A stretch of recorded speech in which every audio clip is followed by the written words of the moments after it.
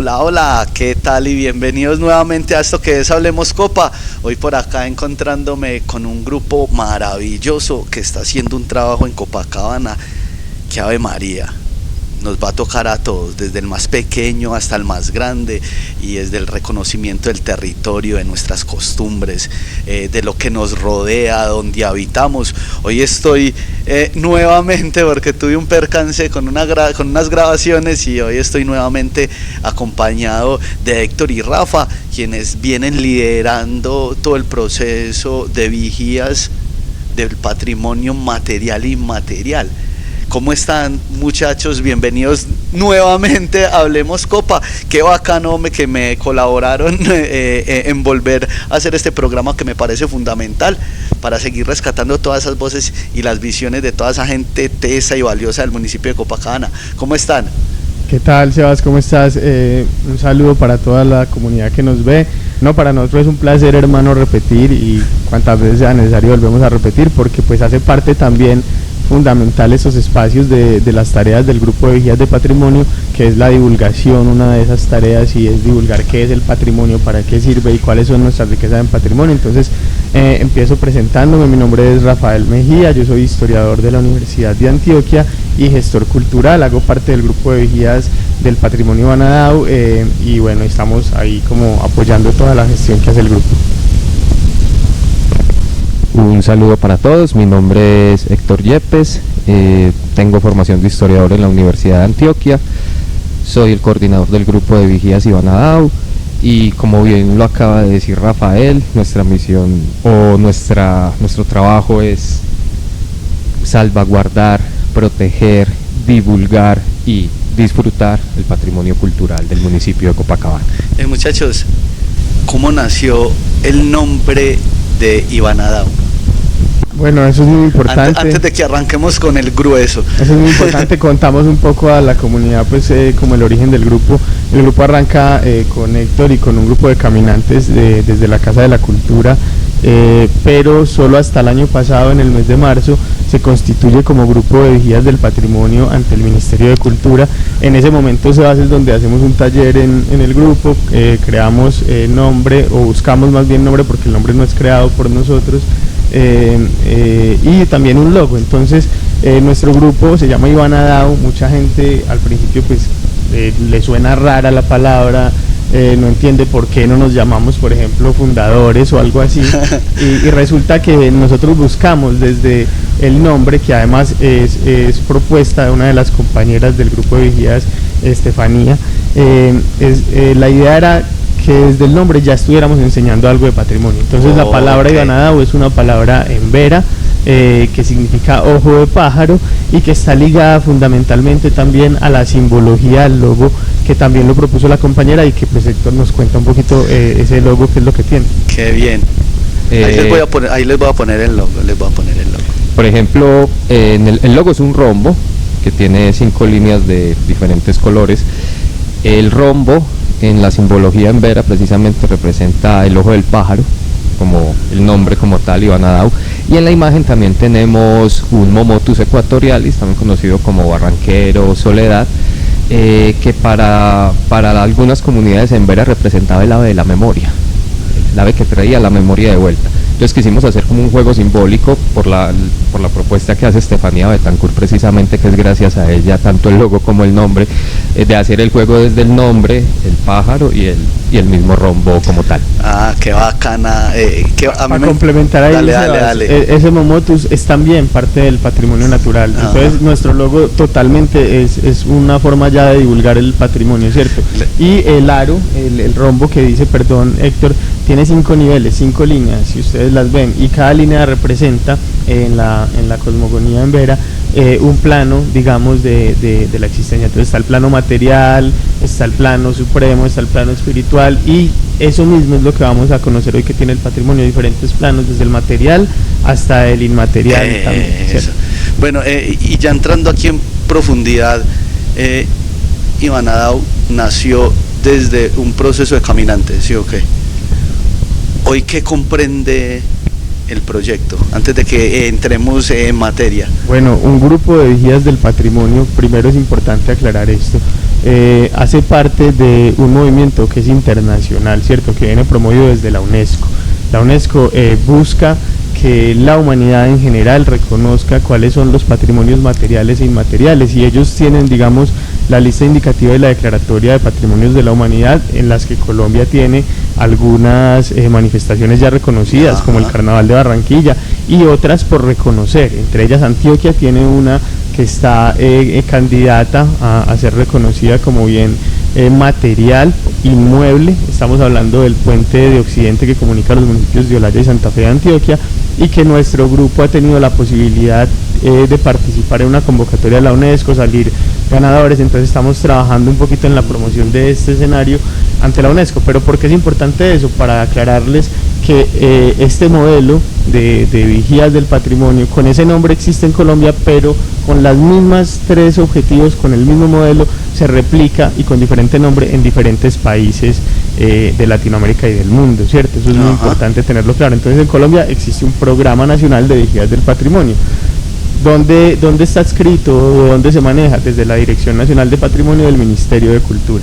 Es decir, nuestro grupo es uno más de tantos que forma parte del Programa Nacional de Vigías del Patrimonio, es decir, de personas que de manera voluntaria, ad honorem, asumen una defensa. Ahorita Héctor nos hablaba del disfrute, de todo eso, pero para complementar ahí la investigación.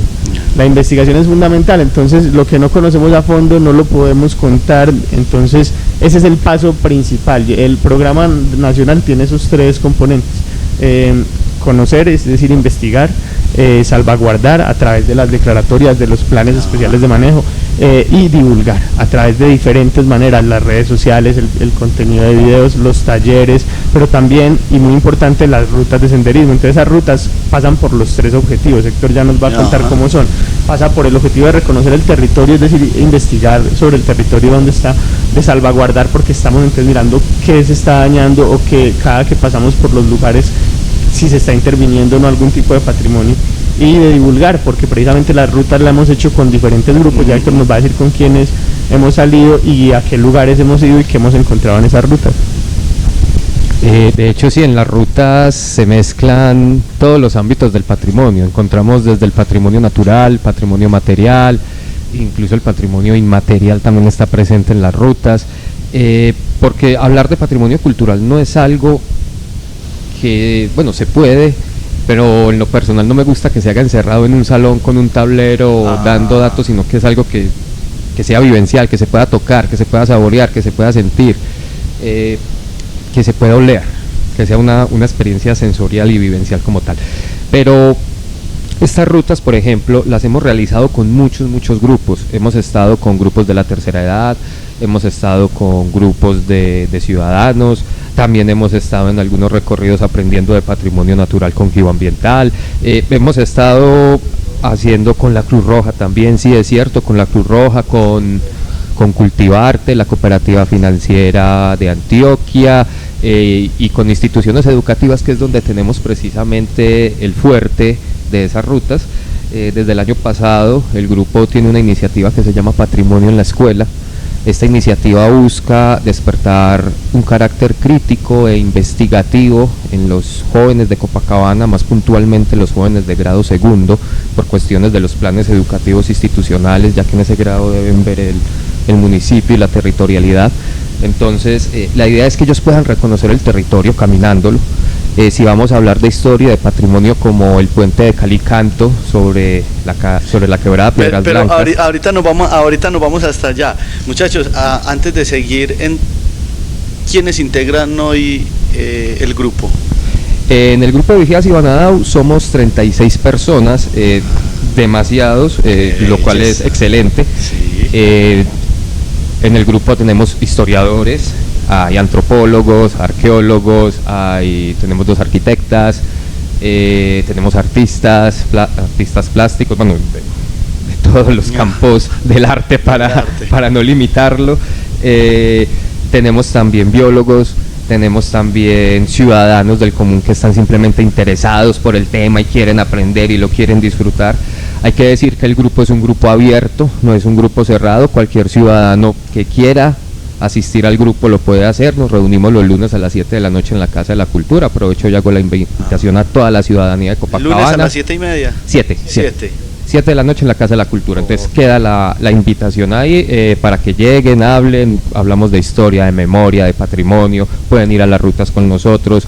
Como lo dijo muy bien Rafael ahorita, una de las funciones que tiene el grupo es divulgar, y mantener un grupo abierto y que la ciudadanía pueda acercarse a él, pues nos permite precisamente hacer una divulgación más efectiva. Muchachos, venga, para la gente de Copacabana, ¿qué es el patrimonio material e inmaterial de la humanidad? ¿Y por qué es importante que la gente conozca esto para preservarlo? Bueno, Sebas, el patrimonio tiene diferentes manifestaciones y es inmaterial, y diferentes formas de bienes si hablamos del patrimonio material. Entonces lo primero es eso, pues que la comunidad entienda que el patrimonio se representa de diferentes maneras, pero importante primero saber qué es patrimonio, ¿cierto? ¿Qué significa patrimonio? Porque la gente cree que el patrimonio es netamente el patrimonio económico con el que se cuenta o el que se hereda, ¿cierto? Activo pasivo igual a patrimonio, ¿cierto? Correcto. Lo que le enseñan a uno en el colegio de matemática y contabilidad básica. Pero resulta que el patrimonio cultural es algo mucho más amplio. Entonces el patrimonio cultural abarca todos los referentes de identidad que comprenden nuestra vida cotidiana, y que muchas veces no es de manera consciente que tenemos idea de que algo nos fue legado o que nos apropiamos de una manifestación o de un bien, ¿cierto? Entonces, lo importante primero es decir que la palabra patrimonio viene justamente de pater y de común, es decir, lo que tenemos en común de nuestros padres o de las generaciones pasadas. El patrimonio está vivo, eso es algo también muy importante, sea un objeto o no, el patrimonio va cambiando, la misma significación de la palabra va cambiando. Hablábamos la vez pasada, y es un ejemplo que siempre intentamos poner, el del toreo, ¿cierto?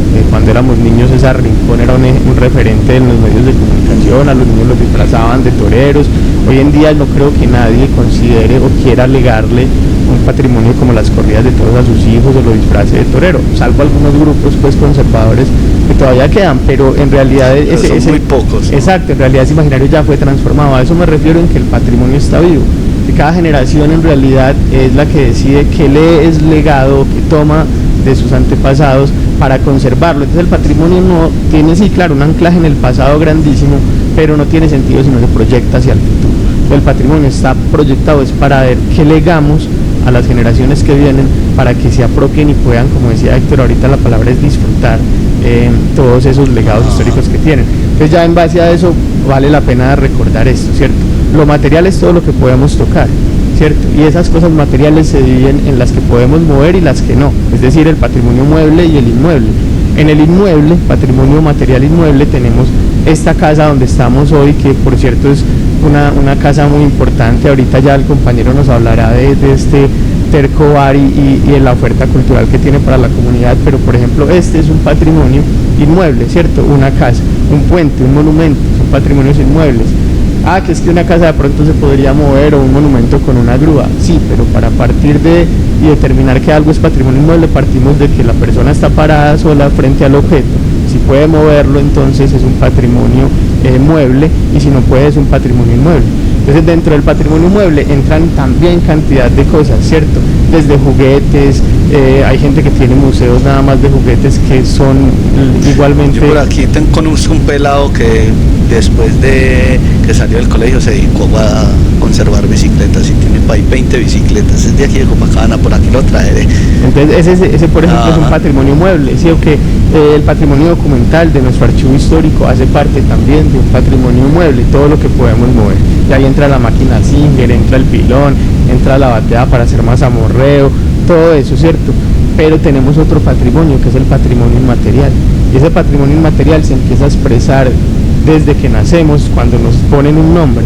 Cuando nos ponen ese nombre ya tenemos una identidad, así no sea elegida por nosotros, que precisamente es legada porque es un patrimonio y que comprende no solo los apellidos de nuestras familias, sino también una identidad que nos quiso dar nuestra familia a través del nombre. Entonces el patrimonio inmaterial parte desde el lenguaje, la religión, las fiestas, las manifestaciones gastronómicas, los saberes culinarios específicamente también, el consumo o no consumo de un licor o de una planta, la forma en que bailamos, en que caminamos, todo eso hace parte del patrimonio inmaterial, pero existen otros dos patrimonios que Héctor nos va a hablar de ellos y que normalmente la gente no suele hablar de ellos mucho. Cuando habla de patrimonio se refiere a material e inmaterial, y son el arqueológico, que tiene una categoría totalmente diferente, y el natural, ¿cierto? Entonces, de hecho, el patrimonio arqueológico es bastante particular porque no necesita de declaratorias como el patrimonio material o el inmaterial. El patrimonio arqueológico y el natural también necesitaría declaratoria, ¿no? También sí, el natural también necesita una declaratoria como tal. En cambio, el patrimonio arqueológico, con el hecho de registrarlas ante el Instituto Colombiano de Antropología, Historia y CAN, ya queda protegido por la ley. Obvio que hay que seguir un proceso, se llama a veces hallazgos fortuitos o dependiendo de la manera del hallazgo como tal, cómo se pueda dar. Entonces, pero hay más facilidades en protección de ley para el patrimonio arqueológico que para los otros ámbitos del patrimonio. Bueno, y esa facilidad lo podemos poner entre comillas, ponerlos en duda un poquito.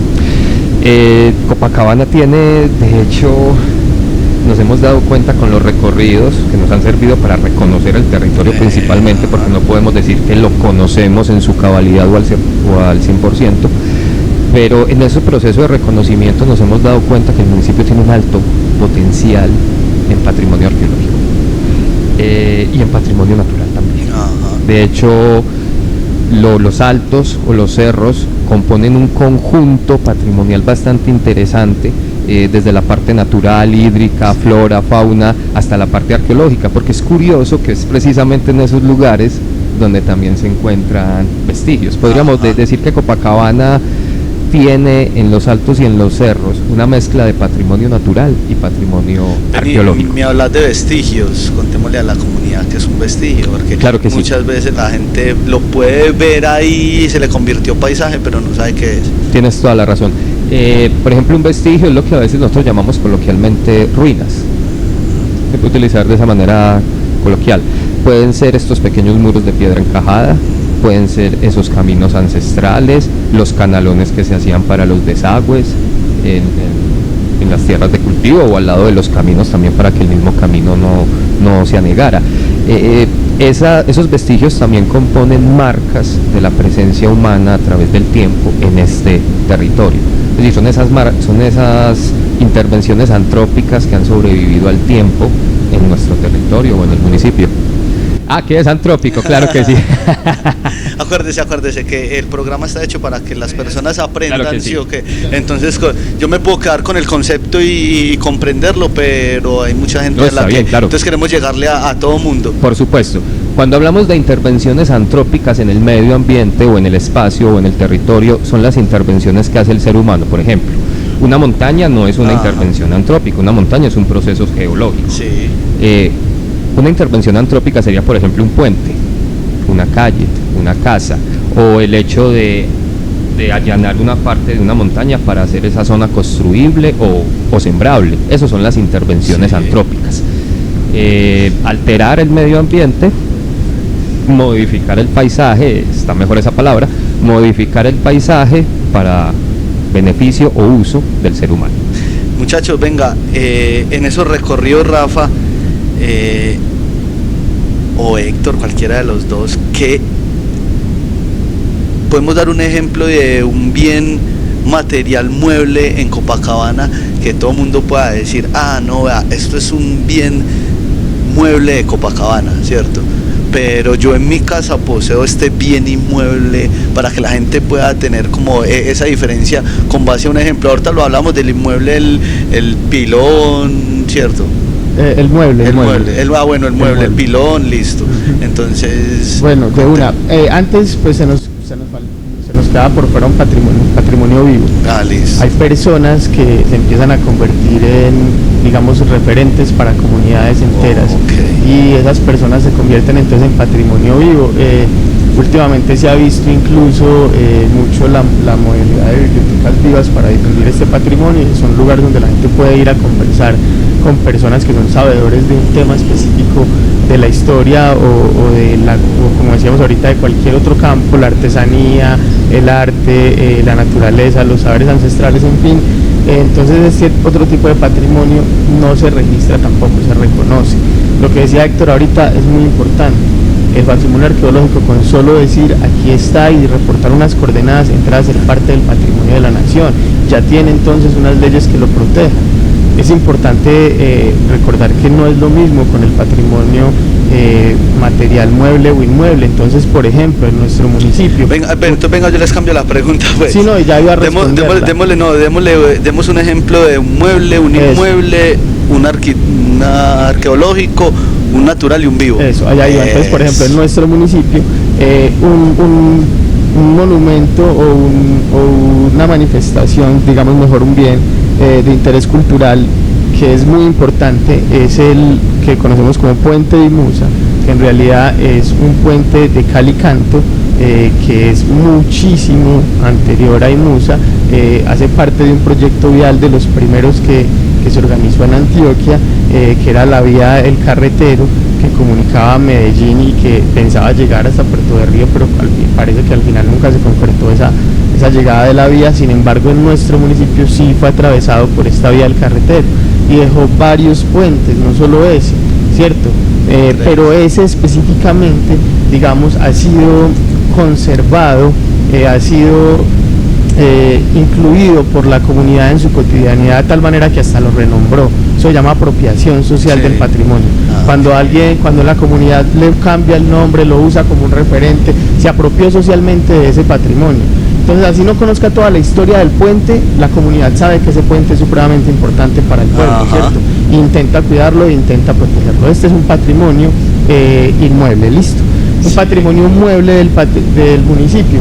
Pueden ser los documentos, como te decía ahorita, que están en el archivo histórico, pero como no todos tenemos en nuestra casa documentos del archivo histórico, sí tenemos algunos familiares viejos, ¿cierto? Sí tenemos cuadernos o notas o recetarios de nuestros sí, los abuelos. papás acostumbran a guardar los cuadernos de uno cuando uno estudiaba y se grababa algo. Es normal que uno vaya y el papá le saque a uno un cuaderno. Pero eso hace parte del patrimonio mueble, claro que sí, pero también hace parte de un patrimonio que se llama mueble, pero es documental y tiene unas características según la ley diferentes para conservarse y todo eso, pero hay otros que todos tenemos en la casa. La piedra para moler, que muchos todavía la tienen para moler el maíz, ¿cierto? La piedra para tener la puerta. La plancha a carbón, que de pronto la tienen por ahí, que era del abuelo y nunca la quisieron volver. Esos se convierten en objetos, digamos, también referentes y portadores de memoria. Entonces, al ser portadores de memoria, son también portadores de una parte de nuestra identidad. En ese aspecto son un patrimonio mueble de toda la comunidad. Entonces hay comunidades, por ejemplo, en zonas mineras, que una sola batea puede representar a todo un municipio y en su identidad, por ejemplo. El patrimonio tiene esa capacidad de aglutinar, de ser la posibilidad de poner en común. Poner el eje en común. Es correcto. Entonces en nuestro municipio también existen esos, y Arqueológico Sector nos va a hablar también del trabajo que se ha hecho.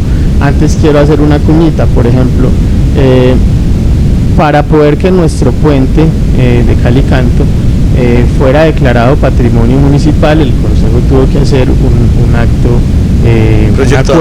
un acuerdo, más que el proyecto, tuvo que hacer el acuerdo como tal, donde recogía ese puente como bien de interés cultural del municipio. Sin embargo, muchas veces pensamos que la salvaguardia de un bien está en eso, en que tenga la declaratoria de patrimonio, y creemos que si algo es declarado patrimonio, ya madre lo salvamos, y resulta que no. Resulta que no es tan importante la declaratoria como el plan especial de manejo de esos bienes patrimoniales, que son los que nos van a decir cada cuánto debemos limpiarlo, cómo debemos asearlo, cómo debemos divulgar la importancia de sí, porque bien. Por ejemplo, hoy la canalización al lado de este está caída, entonces eso puede generar un daño estructural al puente en algún momento. Incluso a veces el mismo interés de hacer bien y de limpiar el puente va a generar daño, porque se hace con hidrolavadora, bajo presión, sin conocer realmente cómo se debe limpiar un bien de interés de estos, para no afectarlo. Entonces, un plan especial de manejo es lo más importante. En nuestro municipio, por ejemplo, carecemos de él, y este puente es tan importante para nosotros como para Antioquia. Entonces este año desde el grupo de vigías se postuló este monumento, porque ya es un monumento aunque lo habitemos y lo transcurramos, para que fuera incluido en la lista de bienes indicativos de interés cultural del departamento de Antioquia. Entonces ahí está ya como candidato, esperamos que eso resulte. Y ahora pues Héctor que nos cuente del natural, arqueológico, el vivo y el natural. Por ejemplo, en patrimonio arqueológico, voy a empezar por este lado, hemos encontrado en casi todas las veredas de Copacabana pequeños caminos empedrados, que viéndolos bien no están diseñados para el tránsito de mulas o caballos, sino para el tránsito del pie humano, son pedestres.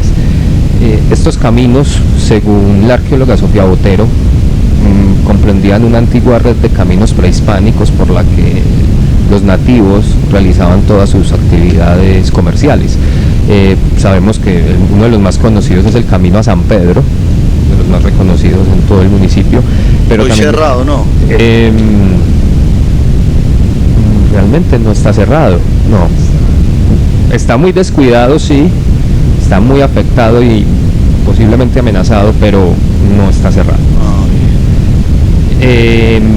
Entre esos también encontramos el camino que lleva de Cerro Upí al Alto de la Virgen, varios caminos más por la zona del Zarzal en la parte alta. Llega al Parque Umbí. El que llega al Parque Umbí. Al Parque Arví, perdón. Al Parque Arví, el que sube por las Areneras, precisamente sí, ese también es uno de estos caminos. Y el Camino Real, que también que bajaba por el Caullal. No estamos seguros, posiblemente por la zona de lo que hoy sea Burros, pero es simplemente una especulación sin un dato serio todavía. Por ese lado, pues el arqueológico, el hecho de los caminos, que también me atrevería a decir que tiene una importancia fundamental, porque es por eso es ponernos a pensar qué lleva a un grupo humano a construir tantos caminos. Y cuando uno habla con personas, vigías del patrimonio de Envigado, Sabaneta, Cali, Bello, Girardota, Barbosa, en esos municipios también hay los mismos caminos. Entonces cuando pensamos en, bueno, ¿por qué hay tantos caminos así en el Valle de Aburrá?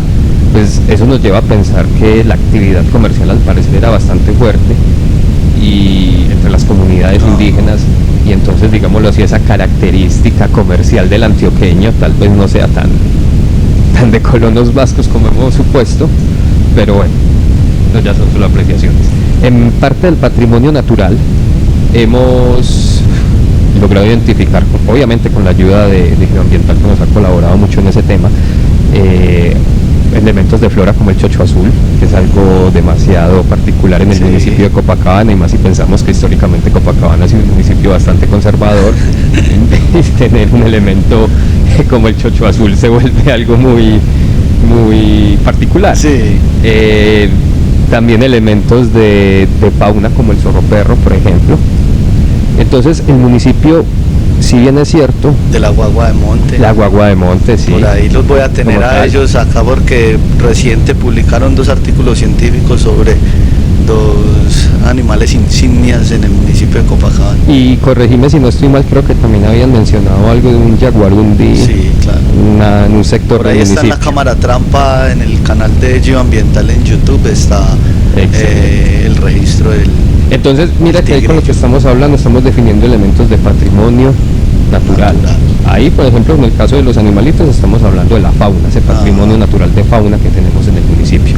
Con el caso del chocho azul, o de pronto con algunas de estas orquídeas epífitas, también podríamos tener por ejemplo, podría ser el yarumo también. El yarumo, sí señor, o la ceiba de tierra fría también, que hay una, creo que es por los lados. Y que hay otra allí en la institución educativa La Piñata. Y este árbol que está en la entrada de Copacabana, que se me olvida el nombre, que florece, tulipán africano. Tulipán africano que está en la entrada. Por allá nuestros espectadores como con ganas de hablar. ¿Cuál es el nombre? Un piñón de oreja. Un piñón. Pero el que florece naranjado en la entrada. El Guayacán. ¿Es un guayacán o es un...? Es el morado. Un algarrobo. Vení. Vení, pero, o sea, Sí, claro, o sea, ¿cómo vamos pues, a dar si información estás acá y podemos dar imprecisa? información a Alejandro Arango, director de la Corporación Geoambiental. Estamos hablando de esos árboles insignia del municipio de Copacabana. Pues yo hacía A ojo de pájaro. abuelo de pájaro que dicen, podría mencionar como tres muy importantes. Tenemos, el principal es un algarrobo, le decimos pecueco.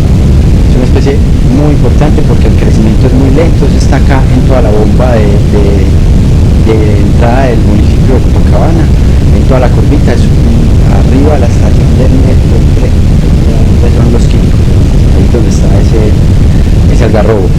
Hay otro acá en la entrada donde era tapetes, Ajá, ¿dónde está la carretera? donde le hicieron la carretera. A ¿Qué? todo el frente es un piñón de oreja. El piñón de oreja es el que tiene la protección del puente elevado de madera. Sí, exacto. Esa protección, nosotros recomendamos esa protección. Hablarle al micrófono. Era un árbol que es patrimonial, está declarado pues dentro del sistema de árbol urbano como un árbol patrimonial de Copacabana, y era necesaria la protección con suelo blando para que no le pusieran pues como cera. Entonces nosotros pues hicimos como la solicitud a infraestructura. Y otro árbol muy importante de nosotros, lastimosamente por falta de políticas públicas que cuiden eso, lo perdimos, y era un cedro que había en el Parque de San Juan, increíblemente antiguo, y nadie valoró esa importancia y prefirieron un parque. Llamaron fundadores, pero la verdad desconociendo pues como esa historia. Listo, entonces el Muchachos, cedro, el salvo, algarrobo muchas gracias y el ahí piñón por de oreja. Bueno, La aclaración. por eso es que nosotros igual, como sabemos que en el grupo y que el patrimonio es tan diverso, siempre buscamos el apoyo, Ajá. la lectura. Al César lo que es del César, Sí, no, ¿sí o qué? no, Si yo no hay sé que- algo, no, hay que preguntarle al que sabe. O sea, no, nosotros Es que igual, bacano nosotros eso, papá. pensamos que el trabajo, por ejemplo, que ha hecho Geoambiental, que viene haciéndolo desde hace muchos años, de pronto la comunidad no se ha acercado lo suficiente a él, no lo ha valorado lo suficiente, y pensamos que desde este proyecto también podemos apoyar ese impulso, como en la divulgación, Entre todos sumamos, además de ¿no? aprender, porque es que estamos aprendiendo todo el tiempo de los compañeros de Geoambiental. El patrimonio Vivo. el patrimonio vivo. El patrimonio vivo en nuestro municipio, pues hay diferentes personas que son portadoras o que podrían ser portadoras de esa, digamos, de esa atribución. El compañero y maestro de música Gustavo, por ejemplo, ¿cierto? Que lo reconocemos en todo el municipio. Ajá. Por su bicicleta y su radio, y que Por se ha sus vuelto fiestas allá. y que fue profesor de gran cantidad de nosotros, de música. Es Gustavo un patrimonio, García, sí, ¿cierto? Gustavo García es un patrimonio vivo del municipio, sin duda alguna. En su momento Chucho Huevo era el referente más grande para Copacabana, ¿cierto? Hoy en día sigue estando la manifestación del animero y nosotros queremos seguir promoviéndola, pero digamos que se sigue con la manifestación inmaterial de este patrimonio, pero se pierde el patrimonio ya vivo que lo encarnaba, porque Chucho Huevo no era solo el animero, eran muchas más cosas dentro del municipio y dentro de su vida social y sus círculos. Entonces esos son, digamos, algunos de los patrimonios vivos que podemos referenciar abiertamente, porque lo otro es esto: en cada vereda, en cada comunidad deben estar esas personas que son indispensables, en cada barrio que son líderes, y ese es un trabajo que también debemos hacer, de llegar a investigar con las comunidades, en este caso, así como lo hacemos con Gio para conocer la flora, la fauna o el territorio. Con las comunidades hay que hacerlo para conocer esas personas que han marcado o Y esas legado costumbres. esas veredas y esas comunidades como tal. Entonces el patrimonio vivo está también por investigar. Hay que aclarar que nosotros no somos el único grupo de patrimonio del municipio registrado ante el ministerio. Hay un segundo grupo que se llama Patrimonio Legado Cuenca, y ellos están trabajando fuerte con el patrimonio vivo, con las tejedoras, ¿cierto? Nosotros pensamos que estos espacios sirven para eso. O sea, Copacabana necesita muchísima colaboración entre sus grupos organizados, porque lo que tenemos es una necesidad de divulgar toda esta información y de recopilarla lo más rápido posible. Entonces, si nosotros pensamos abarcar todo el patrimonio, va a ser imposible, y es muy bueno que surjan estas otras iniciativas, por ejemplo en este caso para el patrimonio artístico y vivo, y nosotros poder enfocarnos un poco más en el inmueble arqueológico y mueble. sí, que cada uno vaya especificándose en su tema y... Ajá. Es que claro, sí, pero aquí ir involucrando a cada uno para que se involucre en lo que le toca.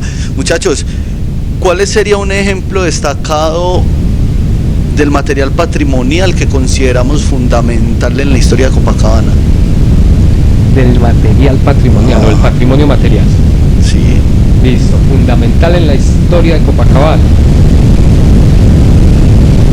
Desde mi perspectiva, yéndome al patrimonio material inmueble, destacaría primero el puente de Imusa, como tal, en la historia de Copacabana, porque va a marcar ese cambio de un municipio rural a un municipio ya más urbano. Se van a configurar los primeros barrios, es decir, aunque el puente es mucho anterior a Imusa, Sí. hay que decirlo, el puente va a permitir una conectividad más rápida con Medellín y con algunas zonas del norte del Valle de Aburrá. Va a facilitar mucho la acción comercial. Pensemos que Urias, ¿cómo sería Copacabana sin ese puente? Porque el puente tiene 152 años y todavía hoy le pasan mulas, volquetas, en fin, y ahí está. Entonces pensemos qué sería de Copacabana o del comercio, la comunicación con Medellín sin ese puente. Tengo también como otro candidato, no soy tanto un hombre de fe, pero la iglesia es bastante antigua y demasiado representativa e importante para muchos habitantes del municipio. La iglesia en un primer momento quedaba donde hoy está la vivienda, y fue desmontada y traspasada para el lugar que ocupa hoy día, y bueno, y estamos hablando de que tiene más de 200 años la iglesia, y entonces hablamos de un bien, por un lado patrimonio material, el inmueble como tal, pero por el otro lado todo el patrimonio inmaterial religioso que está alrededor de las prácticas, las creencias y la fe de los habitantes del municipio. Muchachos, un ejemplo de patrimonio inmaterial que haya influido significativamente en la cultura de Copacabana. Bueno, aquí quiero, antes de dar la respuesta, aclarar algo. Dale. El patrimonio no se le pueden atribuir cargas positivas o negativas, ¿cierto? Eso es muy importante. Digamos que puede ser subjetivo. Sí, pero la gente puede reconocerlo como un referente. Sí, claro, pero me refiero a eso porque entonces el ejemplo que voy a dar justamente sé que a gran parte de la comunidad de pronto no le va a gustar o va a decir yo no me siento identificada porque no pertenezco a ese grupo religioso, pero sin embargo resulta que el patrimonio trasciende muchas veces esos pensamientos individuales, y aquí me supongo que son muchas las personas que han salido con el animero aún sin ser creyentes de esta práctica, y creo que eso es importante recalcarlo, por ejemplo, y es importante también hablarlo en general, esa no carga de una adjetivación positiva o negativa del patrimonio es muy importante, porque si no, no sería posible, y todavía no ha sido posible, reconocernos como un país violento, y que nuestra violencia es patrimonial. No, pues la gente teme reconocer sus errores. Entonces por ejemplo, hay que reconocer que la violencia política en Colombia es un patrimonio que hay que hacer con él lo mismo que se hizo con el toreo, por ejemplo, resignificarlo, cambiarlo y hacer otra forma de hacerlo. Pero asimismo, por ejemplo, en comunidades indígenas existen prácticas puntuales como la ablación de clítoris, en comunidades indígenas especialmente, donde muchas personas del campo antropológico creen que es un elemento identitario de esas comunidades, pero dentro de la misma comunidad también muchas mujeres defienden esa práctica. Entonces lo que hay que entender ahí es que ese patrimonio en algún punto debe ser resignificado. Cuando se entienda o cuando se parta de que es algo que atenta contra la dignidad humana, es que las comunidades deben hacer ese trabajo de resignificarlo. Entonces, dentro de estas comunidades indígenas ya existen movimientos femeninos que están también planteando eso. Pero hago este ejemplo por eso, porque yo creo que en Copacabana sus patrimonios inmateriales están atravesados, como decía Héctor ahorita, por la religiosidad, ¿cierto? Entonces, si vamos a ver, Copacabana es un municipio abiertamente católico. Su nombre no se debe a que tenga una montaña donde hay un mirador azul. Eso aplicará para el Copacabana de Bolivia, y en esto quiero ser muy claro. El nombre de Copacabana se debe a que se fundó con una imagen religiosa llamada la Virgen de Copacabana, una virgen que además no llega de Bolivia, como se nos ha contado aparentemente, y ya mucho antes, en 1956, el señor Cayetano Betancur Campuzano, filósofo de Copacabana, fundador de una de las facultades, en ese entonces Instituto de Filosofía de la Universidad Nacional, el primero de Colombia, sede de Bogotá. Él tiene un escrito en el que plantea precisamente que la Virgen de Copacabana no llega a este territorio desde Bolivia, sino que en España llega primero el retablo de la Virgen de Copacabana desde Bolivia. Es en España donde gana una gran acogida por alguna congregación religiosa que se va a encargar de traerlo y replicarlo en los diferentes territorios del continente americano. Entonces tenemos Copacabanas en Venezuela, sí, tenemos Copacabana en Perú, tenemos Copacabana en Brasil, tenemos Copacabana en Colombia, tenemos Copacabana en Bolivia, y es porque es que la que fundó pueblos, la fundadora de pueblos, es la Virgen de Copacabana, no es este municipio. No es este municipio. Este municipio no entonces, es venga, fundador la celebración ahora de que somos la fundadora de pueblos, es que yo estaba ese cuentecito de que la fundadora de pueblos y que la fundadora de pueblos, porque viene, entonces el apelativo viene desde la Virgen y no es que Copacabana haya sido la fundadora de pueblos. Lo primero es no confundir la autoridad eclesiástica con la autoridad de la corona española en la época, para la época. Que era algo muy a la par. Sí, eran uña y mugre, se puede decir. Ajá. Pero la corona española no administraba las propiedades de la iglesia y la iglesia no administraba las propiedades de la corona. Había, digamos, unos campos bastante una administración definidos. ¿Qué es lo que pasa? Por ejemplo, me voy a remitir al acuerdo 017 de 1997, que es el acuerdo que institucionaliza el 8 de septiembre como la fecha de fundación de Copacabana. Es un acuerdo del Consejo Municipal de Copacabana de esa fecha, de aquella época. Uno lee el acuerdo y sí, muy bonito que ha instaurado esa fecha, pero no hay ninguna justificación, no se explica por qué es esa fecha en el acuerdo. En la exposición de motivos no hay...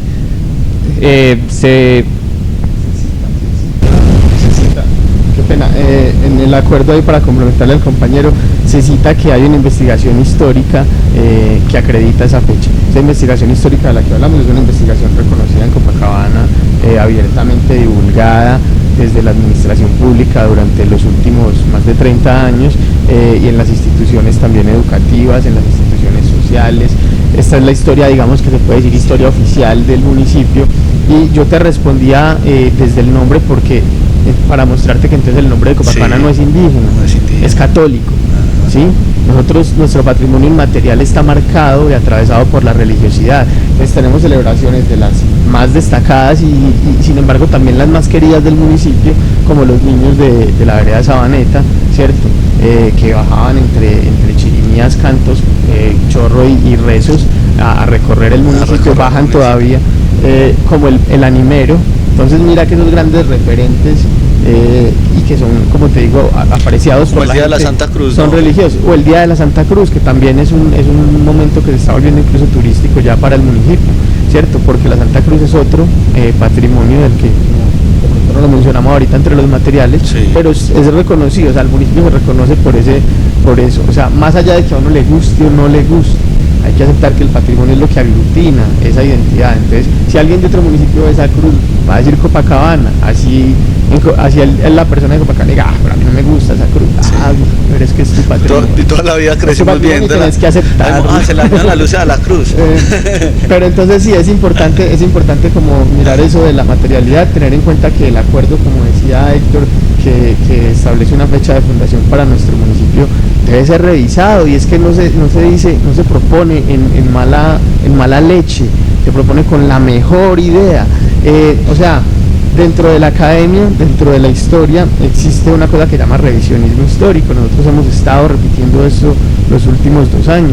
Y el revisionismo histórico es precisamente poder tomar esa historia oficial, someterla a un análisis de fuentes, mirar si el autor que la escribió, si la contrastó, si hizo bien uso de la interpretación, que es muy importante, la hermenéutica, la forma en que interpretamos un texto, porque por ejemplo el decir que Copacabana es fundadora de pueblos parte de una interpretación errónea de pronto de un poema que hay hacia la Virgen y que dice fundadora de pueblos. Venga, yo sé que esto nos va a dar para un tema más amplio, sí o qué, pero me lo quiero pasar un poquitico. Entonces, ¿quién fundó a Copacabana?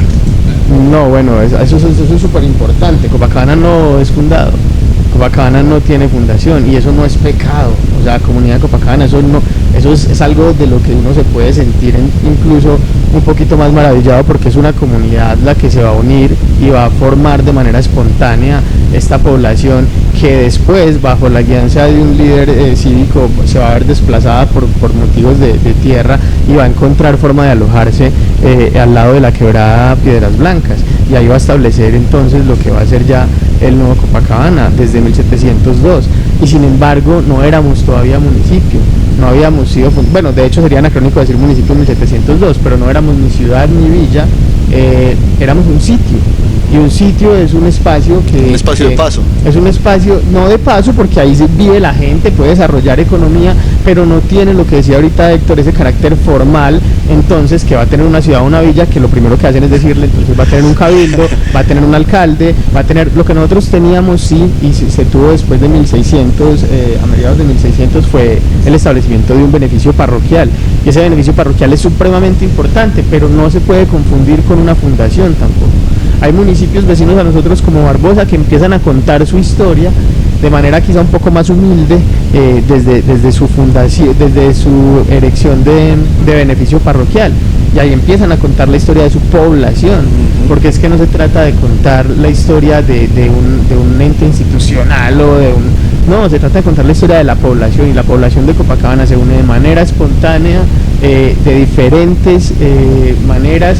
Había blancos pobres, campesinos, como decía ahorita Héctor, importante la presencia vasca en los campos de acá, pero también la presencia afro en los campos del Zarzal y demás, pero también, digamos, cabe destacar que el mestizaje creció rapidísimo, y acá ya éramos un sitio de lo que se podría llamar libres de todos los colores, en cierta época, para inicios del siglo XVIII, ya Copacabana estaba conformado en su mayoría por población mestiza, ¿cierto?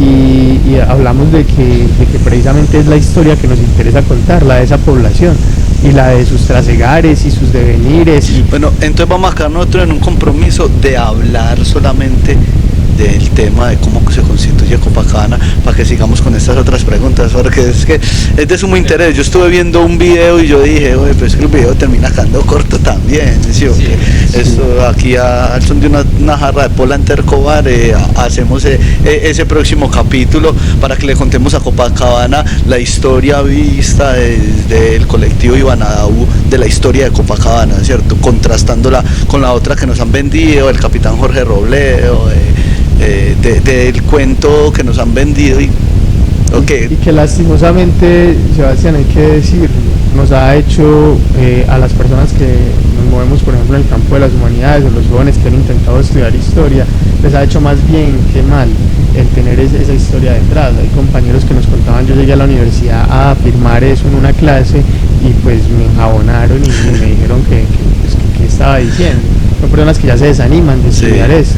O por ejemplo, cuando en otro municipio nos ven celebrando eso y nos dicen en un grupo de vigías departamental, es imposible que ustedes estén diciendo que en 1541 fueron abundantes. Nosotros decimos, no, nosotros no somos los que estamos diciendo eso, ¿cierto? Porque es que para los que conocen de historia, de antropología, saben que es una cosa que raya con lo imposible, ¿cierto? Y sobre todo quien ha leído las crónicas. Entonces ahí como para dejar el tema, y sí, vale, amerita hablar más amplio. Dale. Antes de dejar el tema, dale. El grupo de vigías los próximos 2 lunes que siguen está dando un taller de lectura de las crónicas de la conquista. Estamos leyendo a Pedro Cieza de León y a Juan Baptista Sardela, que acompañaron a Jorge Robledo en su paso por acá en 1541, para ver qué dicen estos testigos presenciales de esa supuesta fundación. Ya trabajamos a Cieza de León en la primera sesión y, como pudimos ver, no se menciona nada de fundación alguna en el Valle de Aburrá. Falta ver qué dice Sardela, pero Cieza de León no menciona nada. Eso es lunes a las 7 de la noche en la Casa de la Cultura. En la Casa de la Cultura. Lo que sí se menciona son, por ejemplo, los caminos en piedra, lo que sí se mencionan son las cosas de las que tenemos certeza como tal, y que también estamos nosotros haciendo el trabajo de reportar ante el cáncer. Muchachos, bueno, ahí partiendo el tema, hoy en Copacabana, ¿cómo se lleva a cabo el cuidado y la protección de este patrimonio material e inmaterial? ¿Cómo es ese cuidado? ¿Cómo es? Esa yo creo que es la problemática más grande, Sebastián, y parte desde la población misma. Somos un municipio que está creciendo rápidamente en población, y es población que, digamos, a medida que va llegando y asentándose, no necesariamente reconoce el territorio de la forma en que lo hace la comunidad local, y eso también es decir mucho, porque a veces ni la comunidad local reconoce el territorio.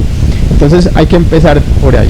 No podemos cuidar ni esperar que alguien cuide algo que no conoce, que no valora porque no entiende el valor histórico o digamos identitario que tiene para una comunidad. Entonces, para empezar por ahí, no es una excusa, pero es ya una forma de jalar las orejas como comunidad y decir, bueno, hay que interesarnos por nuestro territorio, claro, ¿cierto? Hay que empezar a salir, a caminarlo, hay que empezar a ser parte de los grupos como Geoambiental, que propone rutas muy interesantes, Vigías también lo hace, Juventud está intentando también hacer algo similar con los jóvenes, de enseñarles todo este campo patrimonial. Entonces, si la comunidad es el primer paso, conocer y valorar todas las diferentes manifestaciones que tenemos de nuestro patrimonio. Y lo segundo, como te decía ahorita, el segundo paso de la salvaguarda corresponde ya a acciones de papeleo como tal, a planes especiales de salvaguarda y manejo, a un plan de manejo arqueológico para el municipio, a una cantidad de herramientas técnicas que existen para proteger el patrimonio y que en el municipio no tenemos. Entonces, para responderte sinceramente, nuestro municipio está en rojo. Si lo dividimos en 3 colores, el cuidado del patrimonio, nosotros estamos en rojo. Nuestro patrimonio se está cayendo ante nuestros ojos, y aquí hay que ser nosotros también muy críticos como grupo de vigías, y lo hemos conversado y hemos dicho, listo, nuestro trabajo de divulgación con los niños es muy bonito, nuestros videos pueden llegar a mucha gente, pueden pasar, pero ¿dónde está nuestro cuidado puntual? Para la apropiación de la gente. Sí, no, y no solo, o sea, eso se puede lograr, pero digamos la aplicación de esas herramientas legales que tenemos para poder resguardar nuestro patrimonio. Si ya tenemos unos acuerdos que nos dicen que hay unas casas que son declaradas patrimonio, porque nosotros no estamos entonces yendo a decir, hey, no tienen plan especial de manejo, ¿cómo lo hacemos? ¿Cierto? Y se debe también en parte a que son como tantas cosas que no hemos podido atender cada una con el tiempo que se debiera, pero avanzamos lo más que podemos en eso. Ahora, eso quiere decir que nuestro patrimonio está en alto riesgo, esta casa está en alto riesgo, la Casa de la Cultura, la Secretaría de Educación están en alto riesgo, y son 2 referentes patrimoniales. La Casa de la Cultura fue otra de la que pusimos en esta lista de bienes indicativos departamental, porque es una casa con una gran historia para nuestro municipio. Sí. Fue escuela de varones, fue escuela femenina, fue escuela, después fue un centro de cultural a nivel departamental, después ya ahí quedó la Casa de la Cultura. Entonces estamos hablando de que está escrita la historia de ese espacio ahí. Digamos que toda la historia de Copacabana está, y al mismo tiempo puede ser revisada, y al mismo tiempo ya tenemos algo de que empezar a revisar, porque es que esto es muy importante. No estamos denigrando el trabajo de nadie, valoramos ampliamente el trabajo que se ha hecho para intentar mostrar la historia de Copacabana, pero también somos críticos con él, porque hace parte de ese ejercicio académico. Entonces, lo uno no quita lo otro. Valoramos el ejercicio de los historiadores previos, empíricos o no, pero también creemos que su historia debe recibir nuevos aportes para enriquecerse, ¿cierto? Entonces, ¿cuáles serían, por ejemplo, esos desafíos más comunes en la preservación del patrimonio material e inmaterial? Bueno, listo, vamos por 2 cosas. Elaboraciones de plan especial de manejo y protección para los bienes muebles e inmuebles, es fundamental. En el caso de nuestro archivo histórico, por ejemplo, el trabajo que hemos hecho por empezar a recuperarlo es lento, porque tenemos bastante fondo documental, pero al mismo tiempo pocas herramientas para trabajar con él, ¿cierto?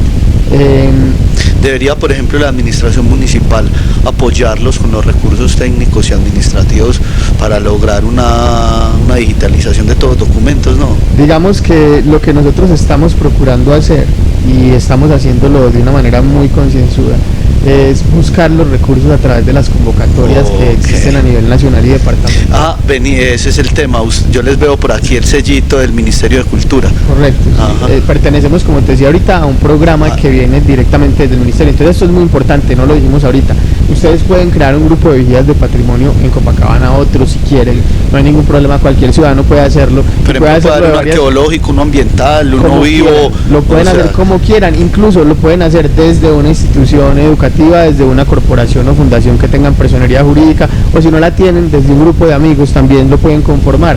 En el caso de nosotros, estamos adscritos a la administración municipal, somos el grupo de vigías, digamos, de Copacabana, de la administración, es decir, en eso pues hay que ser muy claros. Entonces digamos que nosotros lo que intentamos hacer es generar esas búsquedas de recursos también, porque sabemos que existen convocatorias técnicas para ellos, conocemos las dificultades presupuestales que hay y que ha habido para el campo cultural sobre todo, pero también reconocemos que ha habido otros aportes grandísimos. Tenemos una planta de formación de monitores entre las que pues nos incluimos, y que es amplia, es mucho más amplia que la que tienen otros municipios. Sí. Entonces eso es un aporte también, una cosa que hay que reconocer, pero también hay que reconocer que claro, insumos, herramientas han sido muy necesarias. Nosotros hemos tenido que aprender a hacer desde los jalones y otras herramientas para poder hacer el registro arqueológico, hasta la limpieza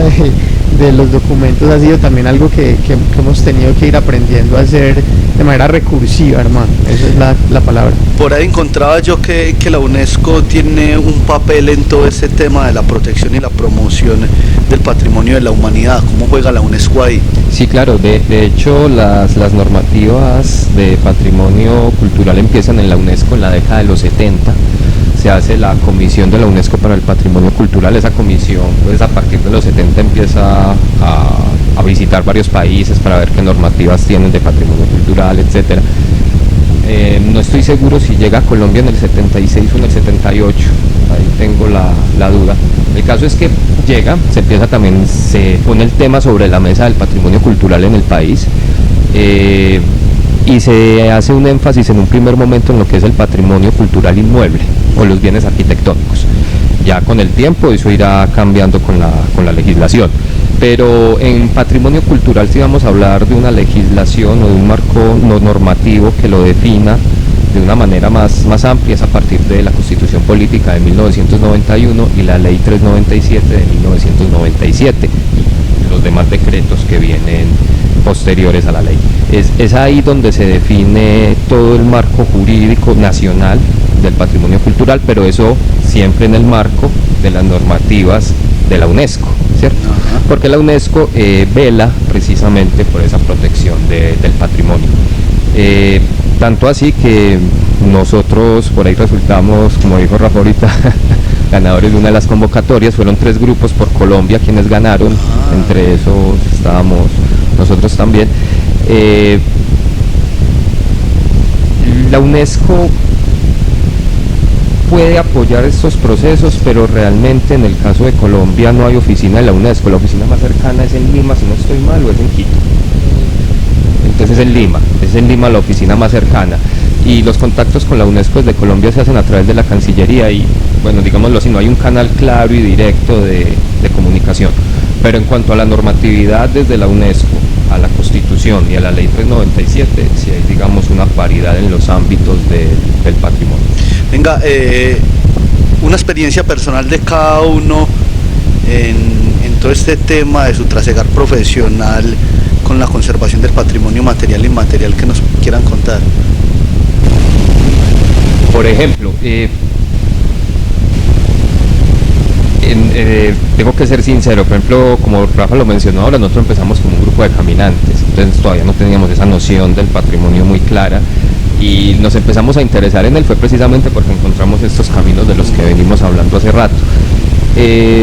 Para mí, bueno, como dije, uno de los puntos más importantes es haber logrado visibilizar mucho del patrimonio cultural de Copacabana. Uno de los grandes defectos, que no hemos logrado una protección efectiva de ese patrimonio cultural. ¿Por qué no lo hemos logrado? Como como lo mencionaba Rafael ahora, no hay planes especiales de manejo y protección, no tenemos herramientas para hacer efectiva esa protección del patrimonio cultural. Entonces, claro, yo estoy contento y feliz porque hemos hecho divulgación, mucha gente se ha enterado de temas del patrimonio cultural y eso es muy hermoso, pero hay que ser sinceros, si nos falta es la efectividad desde la normativa para poder protegerlo. Y si nos preguntan por qué, es que no hay planes especiales de manejo. Plan especial. No los hay ni arqueológico, ni para patrimonio cultural material o inmaterial. Por eso Rafa lo decía, en temas de patrimonio y normativa estamos en rojo. Rafa, ¿y vos? Bueno, no, yo creo que, y los invito a que se unan a los grupos de vigías, porque creo que la experiencia más bacana es cuando se hace un hallazgo fortuito, ¿cierto? Eso yo creo que lo emociona a uno inmensamente. Entonces, me ha pasado en diferentes ocasiones, una fuera de este territorio, en el municipio de Yolombó, donde hicimos un hallazgo fortuito de un bosque de petroglifos, que nos quedamos maravillados. Ya la primera vez que yo veía un petroglifo, eran un montón. Y acá en Copacabana nos pasó en un lugar donde yo menos pensaba que nos iba a pasar, un lugar que ya uno había frecuentado, digamos, desde su niñez, había tirado charco, y es aquí al ladito, en Piedras Blancas, en la desembocadura de la quebrada, donde encontramos unos vallados en piedra encajada, unos tiestos cerámicos que fueron hallados por el grupo de caminantes, y Camilo ya antes también había hecho unos hallazgos previos. Camilo es un arqueólogo que está haciendo la tesis sobre ese lugar, la tesis de pregrado, y pertenece también al grupo de vigías. Entonces allá encontramos que parece que hacía parte de todo el circuito de lo que ya sí fue estudiado en la parte alta de Piedras Blancas, en lo que hace parte de Arví, Sí. y es un conjunto de caminos, de construcciones para minería, de construcciones para cultivo, digamos, cerámica, que ya los compañeros arqueólogos que pudieron ver la datan de más de 2000 años atrás, ¿cierto? Es un marrón inciso. Entonces tenemos todo eso acá al ladito, y eso lo llena uno de emoción, y ahí también se llena uno de impotencia, porque uno dice, ¿y esto cómo lo cuido? ¿Cierto? ¿Y esto qué hacemos? Entonces lo primero que hicimos fue reportar el hallazgo fortuito ante el ICANN. Ese lugar del que te estoy hablando está georreferenciado en el Atlas Arqueológico de Colombia, cualquier persona lo puede buscar en línea y ahí le aparece, porque hicimos ese registro, pero ese registro nos trajo entonces un montón de tareas que nos pone el ICANN, y esas tareas no son fáciles de cumplir, sobre todo si tenemos en cuenta que este sitio arqueológico está en un predio privado, y al estar en un predio privado necesitamos que la persona tenga la voluntad, la conciencia, el conocimiento de por qué es importante resguardar esto para Copacabana. Nuestro sueño sería que si ahí se va a hacer un proyecto de urbanización, tengan la capacidad de visión de respetar todo este pedazo y aprovecharlo incluso como un parque arqueológico para su proyecto de urbanización. O sea, lo que sea, estamos dispuestos a colaborar de cualquier manera. Pues así, por compensación urbanística. Por compensación urbanística, sí, o sea, nosotros estamos dispuestos a colaborar ¿Cómo se de cualquier manejan las manera, compensaciones pero urbanísticas? precisamente para eso, para su divulgación y para su disfrute, como decía Héctor, de toda la comunidad. Sí, los chicos que con permiso del propietario están entrando ahorita en patrimonio en la escuela de ese lugar y conociéndolo, digamos, se maravillan, y los papás también. Y aquí se ponen un poquito triste porque lo que te decía, entra la impotencia. Esta semana fuimos la semana pasada, y encontramos que en media hora la gente puede hacer un daño de, mira, estructuras de sabe cuántos años.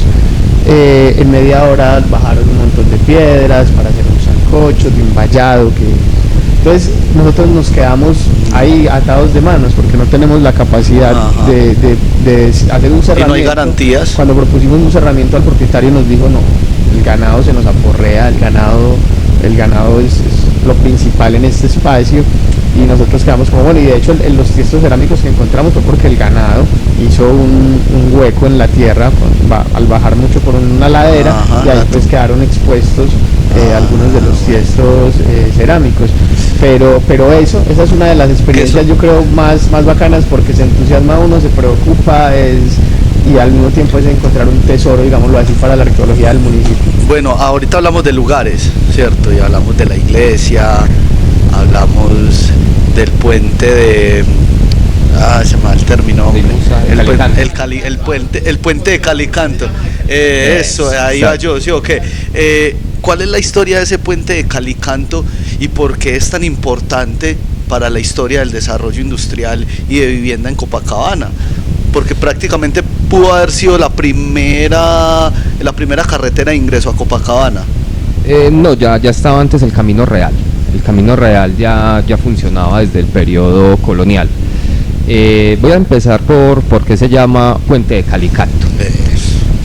Los puentes de Calicanto tienen unas características específicas. Por ejemplo, en su construcción tienen de estos ladrillos gruesos, no este moderno que utilizamos ahora con huequitos, sino el macizo. Usan ladrillo, usan piedra y usan argamasa. Esta argamasa tiene una característica muy particular, y es que se mezcla con sangre de toro. La sangre de toro es un solidificante bastante efectivo, y bueno, la mayor prueba de que es efectivo es que el puente todavía está ahí. ¿Cuántos toros mataron para que eso sucediera? No sabría decirte cuántos toros. Para que los animalistas no vengan. Hoy que estamos en moda de animalistas. No sabría decirte cuántos toros, pero hay que recordar que en la zona de lo que hoy es lo que hoy es el barrio San Juan y la vereda Alvarado, en esa zona desde el periodo colonial se han sacrificado reses para el consumo humano. No estoy hablando de que sea el mismo edificio, ni mucho menos, no, pero en la zona se ha practicado esa actividad. Muy posiblemente de ahí sacaban la sangre, tenían facilidad de acceso a esa sangre para utilizarla. Pero entonces era sangre de bovino. Sí, sangre de bovino. Vaca, toro, ternero. Sí, como tal. Y con el matadero ahí en la plaza también. Claro, o sea, que había una facilidad de acceso al material. Ahora bien, ¿qué característica tiene el puente? Tiene 2 arcos. Sí. De hecho, en el mes de marzo lo vio una arquitecta que también es vigía del patrimonio cultural y también trabaja en la UNESCO, y dijo que la integridad arquitectónica del puente estaba bien. El problema que tiene el puente en estos momentos son los microorganismos de la parte baja, donde están los arcos, y la capa vegetal que le crece en la parte superior. Pero bueno, vamos me voy extendiendo, vamos a la importancia que tiene el puente. Primero que todo, comunica 2 partes de Copacabana fundamentales. La quebrada antes no era como la conocemos hoy. La quebrada antes bajaba dando sus curvas, sus meandros. La quebrada es canalizada posteriormente. Pensar en cómo unir los 2 lados para comunicarse con Medellín, que era la centralidad más cercana e importante, pues era fundamental para el desarrollo comercial, para el comercio como tal. El puente se construye en 1871, lo construye el ingeniero Butler Griffin. Tiene un valor de 5.200 pesos, aproximadamente 5.200 pesos cuesta la construcción. ¿De dónde era? Era inglés como tal. Este proyecto que Rafa lo mencionaba ahorita, que es la construcción de la vía del carretero, es un proyecto que se da en medio de esa Antioquia Federal. Acá estaba en ese momento, era Pedro Justo Berrío, va a ser quien va a iniciar ese proyecto como tal. Es decir, esa vía del carretero y ese puente de Calicanto sobre la quebrada Piedras Blancas en su momento fueron construidos con dineros del Estado Soberano de Antioquia, lo que era en ese momento el Estado Soberano de Antioquia como tal. Entonces es construido con riesgo de cometer un anacronismo, con dineros departamentales, como para traspolar un poquito el tiempo, pero insisto, más fácil de entender. Ahora bien, el puente es tan importante que va a determinar que en sus cercanías se ubique una industria que es fundamental para el desarrollo económico y urbanístico y social de Copacabana. Pero de esa industria ya nos viene a hablar Rafael. Para complementar ahí lo de la que sea de Calicanto, resulta que el puente tiene como base las mismas piedras de la quebrada. Es decir, el puente en sí ya es un elemento que se vincula a la quebrada, hace parte de ella. Eso hace también que sea tan sólida sus bases, ¿cierto? Que son los mismos cimientos o las mismas rocas de la quebrada las que los ingenieros usaban para hacer este tipo de puentes de Calicanto. Y importantísimo lo que dice Héctor, hay una distancia de más de 60 años entre la construcción del puente y la llegada de Ismusa, y hay una distancia quizá un poco más larga entre la construcción del puente y que se empezara a urbanizar todo alrededor de él. y es que resulta que si bien IMUSA llega en 1934 y como dice Héctor es atraída por dos motivos para que fuera en ese punto principal, bueno, tres si le metemos política a esto. El primero es que tenía acceso al agua de la quebrada, ¿cierto? Va a contravenir incluso la norma del momento al pegarse mucho a la quebrada. Segundo, tenía acceso a una vía principal, que era la vía del carretero, y debemos recordar que cuando IMUSA se instala, el ferrocarril apenas va a abrir sus puertas. El ferrocarril es un proceso larguísimo de construcción hasta que es inaugurado. Entonces la vía del carretero le facilitaba de todas maneras a IMUSA hacer llegar sus productos hacia los puertos de salida y entrar también la materia prima de una manera más fácil, ¿cierto? Estaba estratégicamente ubicado. Y tercero, la tercera razón que pudo motivar fuertemente a IMUSA para instaurarse acá fue que el Consejo Municipal, y por eso digo que eso tuvo algo de movida política, porque IMUSA se iba a instaurar y se había registrado en Medellín, y de un momento a otro IMUSA aparece instaurada en Copacabana porque hay una condonación de impuestos para la empresa que se establezca en Copacabana. Pero además de eso, estábamos viviendo un momento importante en el nacimiento del sindicalismo fuerte y de las huelgas en Colombia, y IMUSA quería alejarse de esos obreros que ya estaban para ellos contaminados, ¿cierto? Con esa ideología, y quería acceder a una mano de obra que fuera más católica, que fuera más sana en su forma de verlo, y pues en Copacabana va a encontrar justamente esa mano de obra. Una de las condiciones de la administración de ese entonces era que debía contratar un porcentaje de su planta de manera local, y pues la gente vivía en las veredas, le tocaba bajar a pie y descalza para trabajar en la fábrica y devolverse a su vereda para trabajar en su cultivo de pan coger o demás. Era extenuante. Entonces después de algunos años IMUSA va a hacer algo que es una estrategia que yo creo que es una estrategia muy exitosa en realidad para la empresa, y es que ellos mismos van a crear el sindicato. ¿Sí? Ellos no van a esperar que sus trabajadores se unan para crear un sindicato en contravía a la patronal, sino que ellos mismos van a promover la creación de un sindicato por el bienestar de los trabajadores. Entonces, a diferencia de lo que pasaba en Bello, donde va a haber una huelga grandísima porque no los dejaban entrar con zapatos, así ellos se los compraran a la empresa, se los hacían quitar para que los obreros entraran descalzos. Acá les van a ayudar a conseguir, no les van a dar ellos los zapatos, pero les van a ayudar a conseguir esos zapatos y a gestionarlos a través de la gobernación y demás, ¿cierto? Se van a unir con la iglesia para crear una escuela que va a ser la del Instituto La Asunción. Después, posteriormente, IMUSA la va a entregar y es lo que conocemos ahora como el instituto, y era la escuelita al lado de la iglesia, después su segunda sede. Pero en un primer momento IMUSA lo hace. Yo me acuerdo que IMUSA llevaba a los estudiantes del Instituto La Asunción al restaurante escolar en los días del niño. Entonces yo creo que IMUSA aprendió haciendo. Cuando uno revisa la historia de IMUSA no se da cuenta que IMUSA, claro, tiene estación de bomberos, sí, después de incendiarse. Claro, tiene restaurante, sí, después de hacerse obvio que los obreros necesitaban la alimentación ahí y a qué costo se las cobraron. Entonces uno puede ver como ese crecimiento también en lo social de IMUSA a través del estudio de su historia, y por ejemplo ve también cómo influyó en Copacabana. IMUSA es muy importante en la historia del casco urbano de Copacabana. IMUSA es quien va a comprar los terrenos que le va a dar a los primeros trabajadores que van a conformar lo que hoy conocemos como Barrio La Asunción, que además es un barrio de gran importancia histórica. La Asunción y el Barrio Obrero. El Barrio Obrero fue una unión con el Consejo Municipal.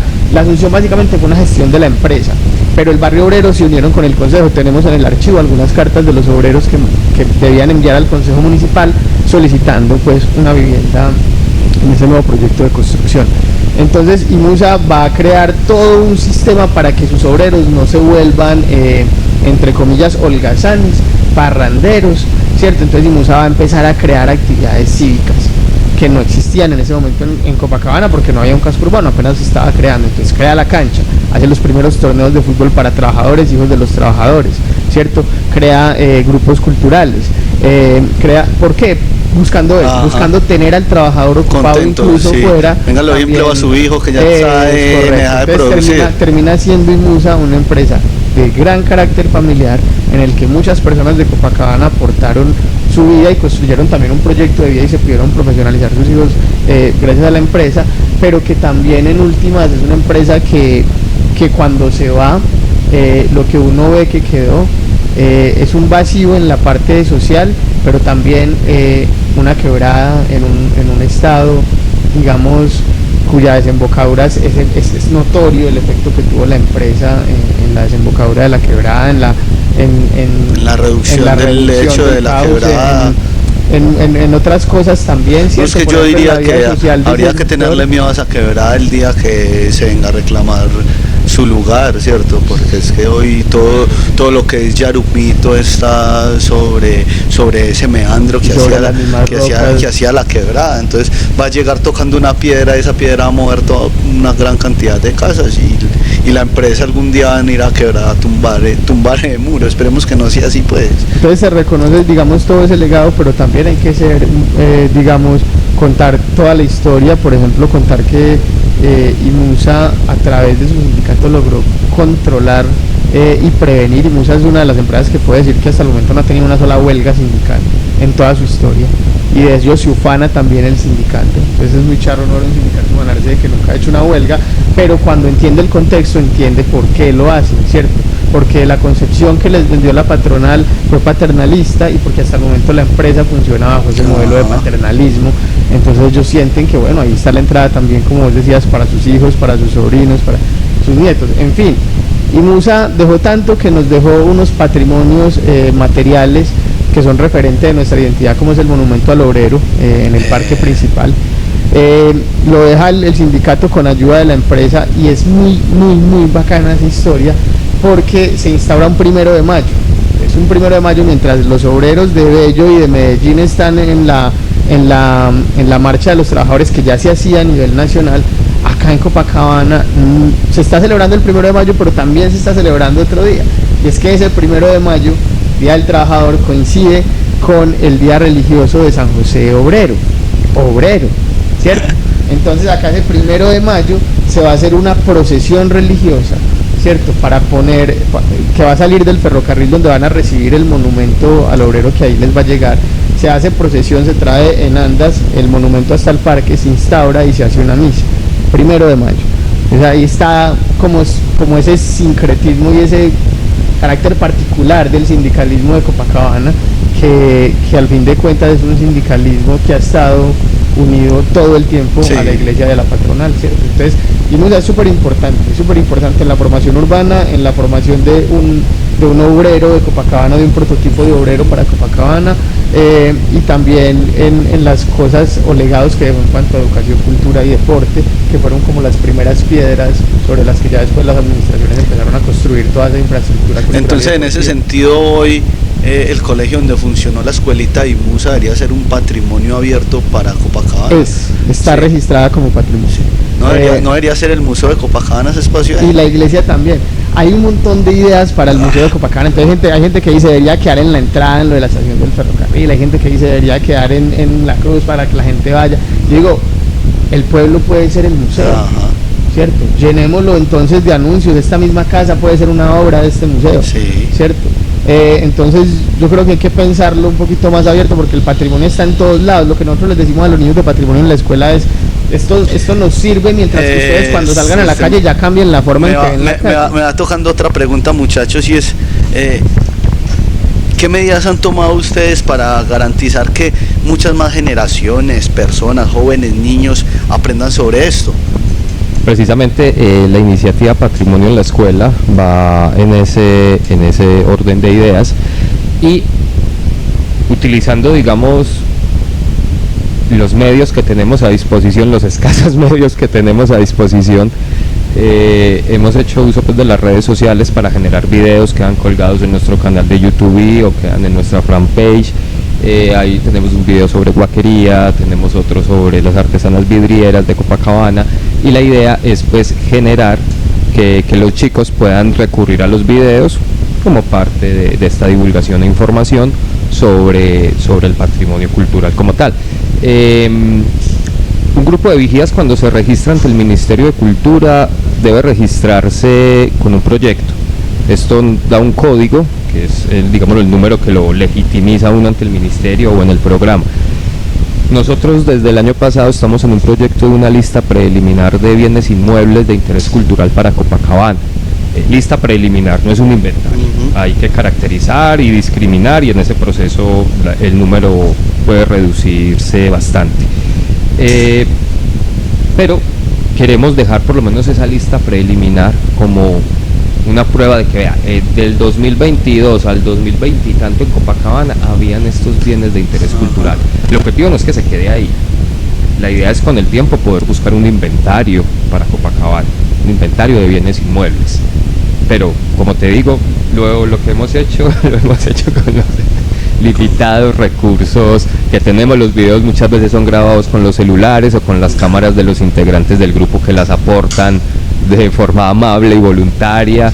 Entonces es, digámoslo así, algo donde nos mueve mucho la pasión, el trabajo en equipo y la goma por el tema del patrimonio cultural. Qué bien, muchachos. ¿Cuál es el patrimonio material e inmaterial que ustedes pueden decir que a mí me gusta tanto esto de Copacabana? O sea, yo me siento tan orgulloso de tener esto, o no me siento orgulloso de tener esto, también se vale. Bueno, pues a uno como habitante de Copacabana, yo creo que hasta el patrimonio religioso a veces, por ejemplo, los niños de Sabaneta ahí me producen cierta emoción, ¿cierto? Ajá. A pesar de que no soy creyente. Incluso el añumero también me produce cierta, y desde pequeño le genera a uno cierta atracción. Yo diría que yo no tengo un patrimonio favorito de Copacabana, porque hasta el mismo nombre me parece una elegancia de nombre. Pero lo que sí puedo decir es que Copacabana como tal tiene que ser, digamos, apropiado y conocido por su generación. O sea, más que decirles vengan que acá hay algo súper bueno para gozarse, es que está todo súper bueno. Está la mazamorra, está el patrimonio, digamos, que es el saber ancestral de las mujeres campesinas. Parece, aquí hay conocimientos y saberes incluso para el alimento de los animales, que se han ganado reconocimientos en ferias de ciencia, ¿cierto? Y que parten de reconocimientos de saber campesino ancestral. Pues uno se llena así, no en mala forma, en buena forma, de orgullo de lo que tiene el municipio, pero al mismo tiempo es como una así, porque se genera preocupación, genera ansiedad, genera incertidumbre de saber, bueno, hasta dónde vamos a poder nosotros continuar con este proceso de manera sostenible, si vamos a poder dejar, digamos, una semilla plantada, por ejemplo, en estos niños de la normal y de las instituciones educativas para que sean ellos los que continúen. Uno duda incluso del proceso que está llevando todo el tiempo, pero como dice Héctor, nos mueve que nos gusta y que amamos esto que hacemos, ¿cierto? En general, entonces te diría que todo el patrimonio de Copacabana para mí es brutal. Mijo, ya usted. Si es el que no le gusta, mejor, ya no dijo lo que nos gustaba. Ya Rafa dijo lo positivo, yo me voy en alguna opinión personal. Hay un patrimonio, y es una opinión personal, pues, sí. Claro, no como vigía, sino como Héctor, a título personal. Un patrimonio que me incomoda un poco y está en el parque de Copacabana, y es el busto del nefasto Laureano Gómez, que está ahí desde 1951, es que se instala el busto, en 1951. Y en estos días un político me preguntó la historia y yo le dije, a uno lo que no le interesa, pues no me interesa, pero venga, contémosla, o sea. Pues, por ejemplo, para quienes no lo sepan, Laureano Gómez fue un líder del Partido Conservador Colombiano a mediados del siglo XX. Va a ser electo presidente de Colombia después del asesinato de Jorge Eliezer Gaitán. Desde su posición como líder del Partido Conservador agitó la violencia bipartidista, y bueno, tener un personaje de ese calibre en el parque de Copacabana, en lo personal me genera cierta incomodidad. Yo sé que es un municipio muy conservador y que habrán muchos que están dichosos con Laureano en ese lugar, claro que sí. Ni en saber que está ahí. Sí, es paisaje. Sí, eso también es una opción, pero en lo personal, lo reafirmo, me incomoda el busto de Laureano Gómez en pleno parque principal. No quiero decir que haya que destruirlo, no, tranquilamente se le puede llevar y poner en la entrada a la sede del Partido Conservador de Copacabana, y que lo tengan ahí en la entrada, la sede de ellos, pero el parque ya es algo público y de todos. Vos decías algo, Seba, si es que vos ni siquiera, o sea, ni siquiera, y eso es muy importante, es que si es así entonces no es patrimonio, Sí. ¿cierto? Partamos de eso, por ejemplo, yo sí todavía sabía se hace toreo, todavía que- está ya la Macarena, Ajá. pero cierto, pero si usted no va, si usted no se identifica con eso, en ese momento eso no lo aglutina a usted. Ajá. Sin embargo, si lo O hace, si como nunca, dice- o si lo nunca hace, han como dice dedicado a Héctor, contar la historia de por qué están. sin embargo, como dice Héctor, aquí hay bloque azul, aquí hay una historia conservadora, entonces termina siendo vendido, sí, como creo que todavía se le hacen arreglos florales al monumento cuando es el aniversario de Laureano. Entonces eso es muy importante porque es que estamos en un proceso de como país, ¿cierto? Como país, hacer una reflexión acerca de la violencia política y lo que nos ha dejado. Estamos apostándole como población a la paz. Y el no reconocer que imágenes como esas siguen siendo hechos victimizantes y revictimizantes, el hecho de que estén ahí, porque es que pensa esto, la ponen en 1951, en uno de los momentos donde está más álgida la violencia, la hace el hijo del alcalde, desplazan a Simón Bolívar de ahí para poner a Laureano, ¿sí o qué? Lo que están poniendo ahí entonces es una pica para los liberales, están diciendo al liberal que venga al pueblo, pues cómo le va a ir más o menos, y que tantos pobladores de Copacabana que eran liberales, digamos hoy en día, y que conocen esa historia, no se sienten revictimizados ellos o sus padres o sus abuelos por el hecho de que ese monumento esté ahí en la cara de nuestro municipio. Entonces lo que dice Héctor tiene toda la razón, es que incomoda al que sabe de historia, es que incomoda al que fue víctima del conflicto, así el del bloque azul vaya y le ponga flores todavía. Hay que aceptar que estamos en construcción de paz. Yo no he visto ahí a alguien colocándole flores. Sí. Sí, Bueno, digamos, ¿qué busto debería ir ahí representando a Copacabana? tenemos candidatos Eso, digámoslo, por pues. montones. Si él es un problema, démosle una solución. Nosotros hemos pensado, Cayetano Betancur lo dijimos ahorita, creemos que Cayetano es un referente grandísimo, pero quisiéramos que Cayetano estuviera, por ejemplo, en un espacio como la biblioteca, que se le diera un nombre cultural a ese espacio, y creemos que para el parque hay una cantidad, o sea, hasta referentes de patrimonio vivo, como el que conversábamos ahorita, ¿cierto? Que pueden ser más significativos para la comunidad, más allegados, más locales, y que le pueden enseñar al visitante algo de la historia local por el derecho. Entonces uno diría, ¿por qué no pensarnos no solamente un busto, sino también un reconocimiento, digamos, con el nombre de un personaje como Chucho Huevo, por ejemplo, para los gestores culturales del municipio? A mí me gustan mucho las sillas antiguas de que habían en el parque, que hablaban de la Macarena, que esta farmacia, que esta otra, y todas tenían un nombre diferente, de algún ente comercial de aquí de Copacabana. Eso me parece, el reconocimiento del comercio, el reconocimiento del territorio. De los trabajadores. Ay, sí, por Dios. Esa Sí. fue una reforma en la que... el ego de una persona al poder. Pero y el desconocimiento de lo que es el patrimonio y de lo que es la historia de esa silla, ¿sí me entendés? O sea, el gobernante quiso eso de pronto, si hubiera tenido alguien que le contara toda la historia de esa silla, lo que significa patrimonialmente, le hubiera dicho, venga, usted lo que puede hacer es entonces moverlas a espacios de la administración, ponga unas cuantas 2 sillas afuera de la alcaldía, otras 2 fuera de la Casa de la Cultura, o sea, vuélvalas entonces ya parte del patrimonio inmueble de Copacabana. Pero lo que hicieron fue pues arrancarlas. Ahora, el parque tiene una identidad francesa, Sebas, desde la fuente, que fue como lo primero que se hizo, y las sillas continúan con eso. Ahora se está proponiendo una reforma del parque, es importante que la comunidad esté atenta a esa reforma, a los elementos que van a permanecer en ella y si son o no referentes de su identidad y patrimonio. ¿Sí o qué? Muchachos, ¿cómo el turismo puede o no contribuir a la preservación del patrimonio material e inmaterial? El turismo claramente puede contribuir a esa preservación, pero si no tenemos todavía unos planes especiales de manejo y protección, un turismo descontrolado y desaforado nos perjudicaría más de lo que, digamos, sería más perjudicial para el patrimonio que beneficioso. Claro que sí, el turismo es bienvenido en el patrimonio cultural, es una de las principales formas de divulgación, pero quiero ser reiterativo, nos faltan los planes especiales de manejo y protección y los planes de manejo arqueológico. Cuando ya tengamos esas reglas de juego claras, podríamos hacer un turismo exquisito a partir de la identidad del municipio. ¿Cuál municipio en Antioquia podría ser un referente en el cuidado del patrimonio material e inmaterial? Que uno diga, usted de que llega ya. Bueno, en lo personal, Jardín, el parque, la parte central de Jardín. Me parece que las fachadas han sido bien conservadas. Al interior hay modificaciones, claro que sí, pero las fachadas han sido muy bien conservadas como tal. Entonces, en esa parte de patrimonio inmueble y material, si vamos a patrimonio inmaterial, me atrevería a mencionar a Briaquín con las vueltas y a Girardota con el sainete.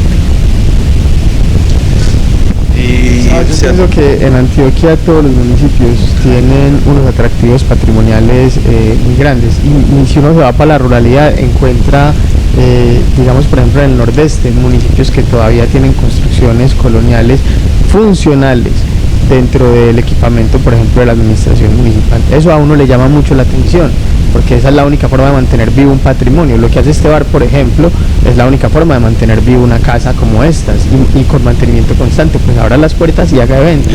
Es lo mismo con ese tipo de edificaciones. Pero también llama la atención, por ejemplo, Santa Fe de Antioquia, que tienen estos centros históricos que conservan casi que calcadita, un poquito obvio con transformaciones, pero que calcadito, que uno puede hasta grabar de pronto allá una serie o una película ambientada en la colonia, porque se presta para ello, ¿cierto? Pero también está entonces el Carmen de Viboral, específicamente también Río Negro, que tienen también un interés cultural. Desde que vos entras sentís el impacto cultural en esos municipios, sentís el ambiente tan diferente, y yo creo que Copacabana puede tomar modelos como modelos a todos. O sea, lo que tenemos que hacer es replicar todo lo bueno. Replicar todo lo bueno, obviamente con las salvedades de adaptación que nuestro territorio tenga que hacerse, pero por ejemplo lo que dice Héctor es importantísimo. Las piedras que quitaron para hacer un sancocho no las quitaron locales, las quita el turismo que genera la ida a Piedras Blancas. Entonces el turismo genera daños no solo ambientales, sino también para el patrimonio material y arqueológico en este caso. ¿Sí? Muchachos, aquí para ir terminando ya, que es que nos vamos sentando en la palabra lo más de bueno. ¿Qué recomendaciones les podríamos dar a todas las personas que están interesadas en aprender más sobre el patrimonio material e inmaterial, y cómo se pueden vincular con ustedes, dónde los encuentran? A todas estas personas interesadas en el patrimonio cultural, la historia y la memoria, los invitamos a que se acerquen al grupo de Vigías Ibanadao los lunes a las 7 de la noche en la Casa de la Cultura. No solamente para que formen parte del grupo, si así lo quieren, lo pueden hacer, sino también para que ellos puedan formar sus propios grupos. Como lo dijo Rafael ahorita, en un municipio pueden haber varios grupos de vigías. Nosotros no pretendemos aquí monopolizar el tema del patrimonio cultural.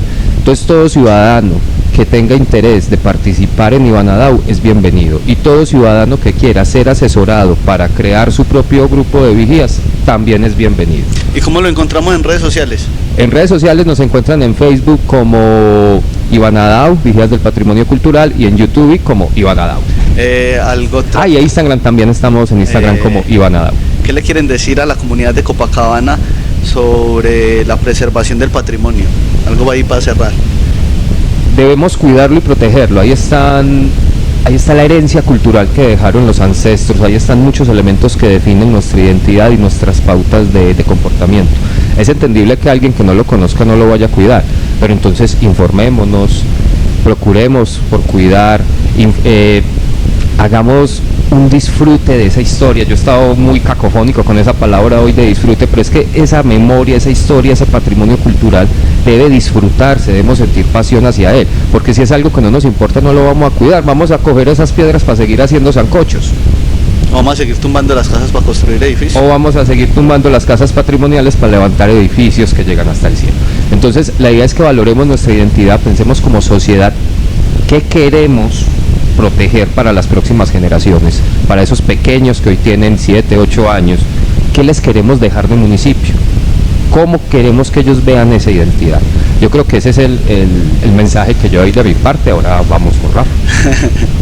No, pues es algo sencillo, es que no durmamos Copacabana, sino que vivamos Copacabana, ¿cierto? Entonces en la medida en que nosotros hagamos nuestra vida acá, y no por fuera, y eso se refiere a todo tipo de cosas, desde el mercado hasta el disfrute cultural, hasta la fiesta, hasta el senderismo, hasta el deporte. Pues si nosotros vivimos acá, vamos a poder valorar lo que hay acá. Entonces la invitación es esa a que valoremos lo local, ¿sí o qué? No, muchachos, súper agradecido de que nuevamente me hayan abierto las puertas, acá comprometidos para que nos sentemos a hablar sobre la historia de Copacabana. Claro que sí.